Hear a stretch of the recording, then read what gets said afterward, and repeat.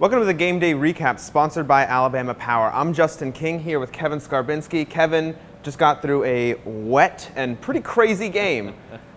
Jake Coker, let's talk about him first. Tell me some of your biggest takeaways from this game. I'll tell you what, I don't think you could ask him to play a better game than he played. By far his best game in an Alabama uniform, in any college uniform. To come in here in this environment, in these weather conditions, and not turn the ball over, make all the throws. They gave him a lot of safe underneath stuff, but then when they had to drop the hammer, he hits Calvin Ridley in stride deep for that long touchdown late in the second quarter, and that was the last arrow in Georgia. They were done after that. So Kevin, I was down on the field for the whole game in the rain. Lots of fun, let me tell you about that. But one of the things I noticed early on was the amount of energy that Alabama had. Saban mentioned something about that in his press conference. Will you touch on that?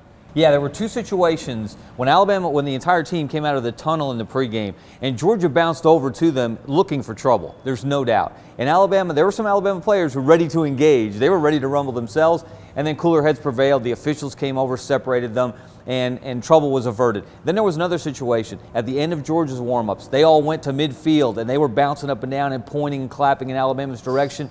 You noticed Alabama turned around. Now, they had to have some coaches turn some players around, so they wouldn't even look at Georgia in that situation. Nick Saban didn't want a repeat of the Ole Miss game when they came out so hyped and so amped up.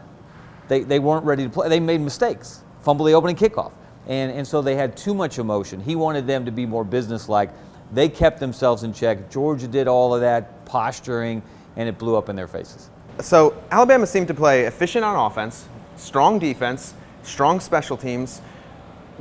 Coming off the Ole Miss loss, there was a lot of questions around the program. But now, where do you think this program stands at this moment?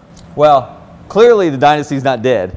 It may not be feeling as well as it did, I don't know, a year ago, 2 years ago in 2011 and 2012. But when it comes to big boy football, when it comes to man-on-man, smash mouth, old school, nobody beats Alabama at that game. And that's what we learned again tonight. Well, we better get out of here before they completely turn the lights off on us. For AL.com, I'm Justin King. He's Kevin Scarbinsky. We'll see you next week.